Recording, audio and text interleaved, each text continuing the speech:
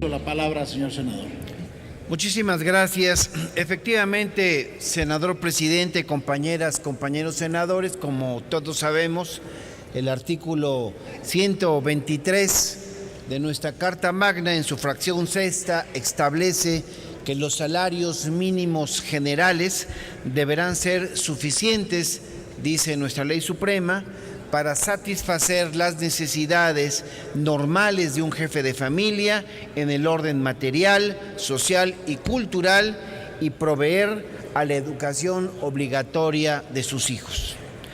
Este mandato constitucional, compañeras y compañeros, de defensa y de mejora sin duda de la vida,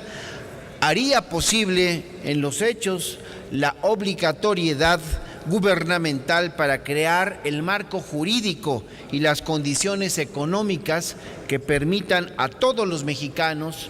padres de familia con o sin empleo, ofrecer a sus hijos y a ellos mismos el acceso a dicho nivel de satisfacción alimentaria. La población total proyectada, si revisamos algunos datos, para la mitad del presente año, compañeras, compañeros, proporcionada por el Consejo Nacional de Población, es de 119.773.203 habitantes en nuestra nación, agrupados en cerca de 28,000 familias en un promedio de 4.6 habitantes por hogar. Sin embargo, velar y concretar dicho objetivo de defensa y mejora de los niveles de vida de la mayoría de los mexicanos no ha sido posible. No ha sido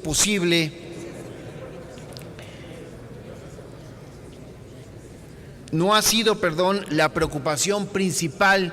de los últimos sexenios, como se demuestra en el hecho de que desde el año de 1982 a la fecha, el denominado salario mínimo ha perdido un 75% de su poder adquisitivo y que en la actualidad se encuentra en condición de pobreza, por lo menos la mitad de la población. Esto significa que el aumento de la pobreza ha mantenido un ritmo cada vez más alto en detrimento de la vida de muchísimos ciudadanos. El argumento, compañeras y compañeros, de que los salarios no pueden aumentar porque la inflación se dispara, se ha convertido desde hace mucho tiempo en el rezo único del Banco de México y en la defensa de la inflación, que fue antes que cualquier otra cosa que la defensa por el bienestar poblacional. Creo que el término de la inflación se convirtió, por eso lo señalo, en una dictadura de moda.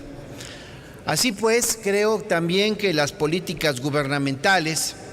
en este contexto han preferido mantener un salario mínimo, dicen ellos, antiinflacionario, un salario mínimo, dicen ellos, competitivo, un salario mínimo han planteado a favor de la productividad que, por cierto, ha crecido, dicen algunos, como espuma, pero a costa del empobrecimiento alimentario de los mexicanos. Y digo esto, compañeras y compañeros, porque en la actualidad, de los 49.500.000 personas que se consideran ocupadas en la nación, 6.500.000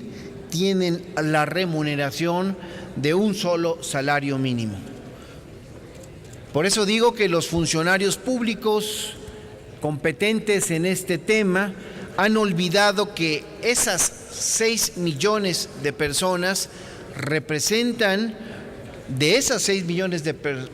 personas, 1.5 millones de familias son las que ahí conviven,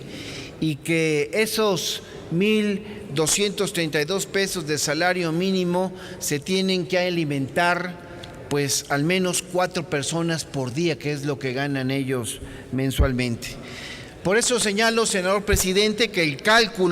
actual cálculo y los aumentos del denominado salario mínimo, basado en términos monetarios por sí mismos, no cumple actualmente con dicho propósito y que el cálculo anterior adicionado con las variaciones monetarias expresadas como inflación tampoco permiten dicho propósito plasmado en la ley. Por lo cual, insisto, subrayo, este tipo de cálculo no es representativo de las necesidades alimentarias y demás que tiene hoy en día un jefe de familia. Basta recordar que la Organización Mundial de la Salud, la Conferencia Internacional sobre la Nutrición, entre otras, y de manera muy particular, la Organización Nacional de las Naciones Unidas para la Alimentación y la Agricultura, mejor conocida como FAO, así como algunas otras instituciones de carácter nacional, trabajan y tienen determinados cuáles son los niveles nutricionales, los niveles calóricos y los niveles proteínicos que una persona debe consumir para vivir con dignidad. Y por eso mismo planteo, senador presidente, que esos criterios son los que deben tomarse en cuenta precisamente para que se ajuste el salario mínimo. Lo que propongo, compañeras y compañeros, senador presidente, es que se añada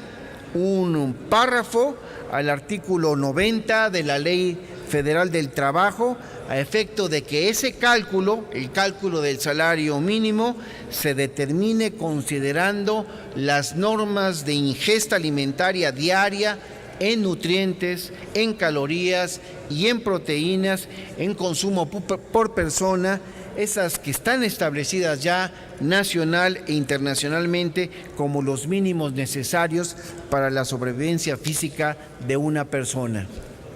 Como lo he hecho en otras ocasiones, casi como una norma, senador presidente, le agradeceré mi obsequie el que la iniciativa que estoy presentando y que aparece en la Gaceta se inserte también de manera íntegra en el diario de los debates. Muchísimas gracias por su atención.